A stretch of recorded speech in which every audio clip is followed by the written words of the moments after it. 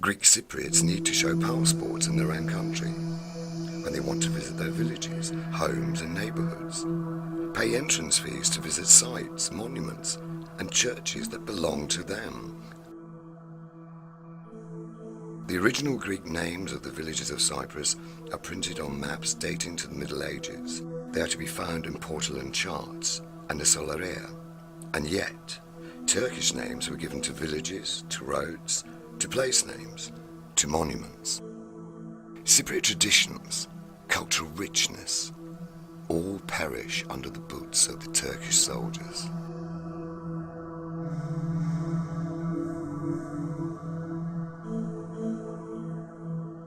World-famous archaeological sites like Engomi, Salamis, Soli and Vouni, temples, theatres, palaces and entire cities, a living proof of our ancestors' presence and creation, are today under Turkish military occupation, with irreversible consequences both for their existence and their physical survival.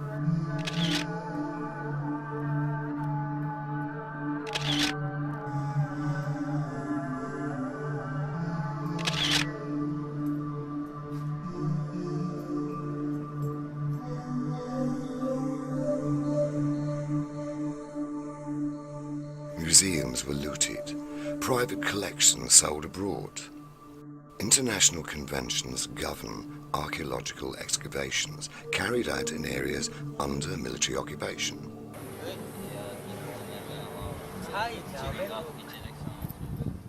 However, these conventions are repeatedly violated, and illegal excavations continue to take place in areas that within the exclusive competence and jurisdiction of the legal state, such as Salamis, Engomi and Soli.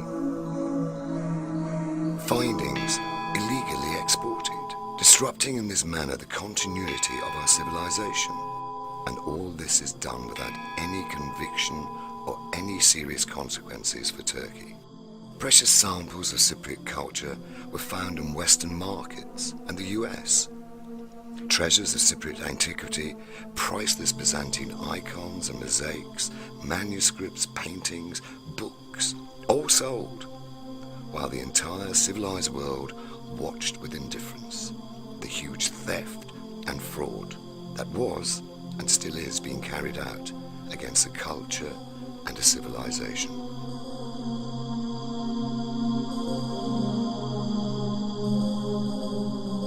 The 575 Christian monasteries, churches and chapels are held hostage by the Turkish army that continues to occupy the northern part of Cyprus.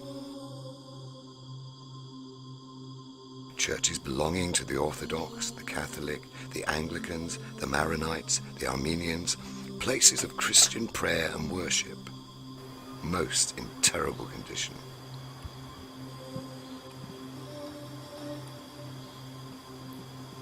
Some turn to warehouses or junkyards or restaurants, all unprotected, uncared, empty of the valuable and cherished contents, all left wide open to the northerly winds and rain.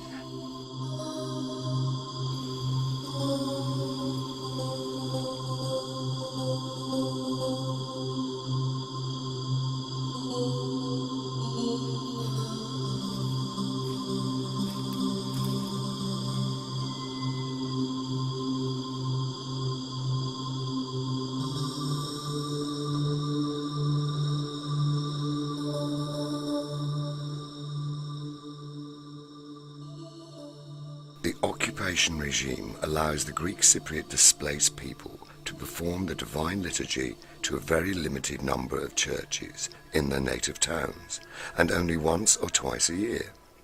Even in these rare occasions, the occupation regime imposes arbitrary restrictions.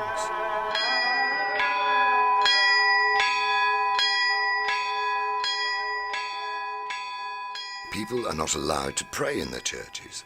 People cannot exercise this basic human right. Since 1974, 19 churches and chapels dating from the 15th to the 19th centuries have been completely destroyed, eradicated from the cultural map. 100 churches are in a terrible state and are in imminent danger of collapsing. 85 churches were turned into mosques.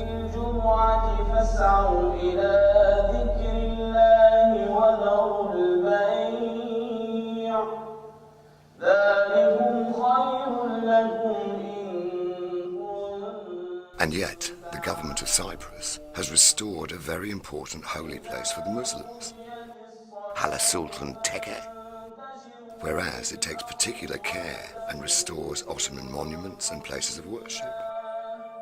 A Gothic church in Nicosia, St. Mary of the Augustines, that was transformed to a mosque in 1570 and belongs to the Antiquities Department of the Republic of Cyprus, was offered to the Muslim population in Nicosia for their religious needs. For over 37 years, the legitimate government of the Republic of Cyprus calls for help and sympathy from the civilized world to save all these monuments. These monuments do not belong only to the Cypriots. They belong to the global community. See, for us, heritage is not political. Because for us, of course, heritage is an expression of culture, an expression of human society, human history, and so on. So for us, it's normal to see heritage as a common. In the 21st century, the rich, ancient civilization of Cyprus, a member state of the European Union, is threatened by the continuing illegal military occupation of over a third of its territory by Turkey. Rescuing these monuments should be the duty of all.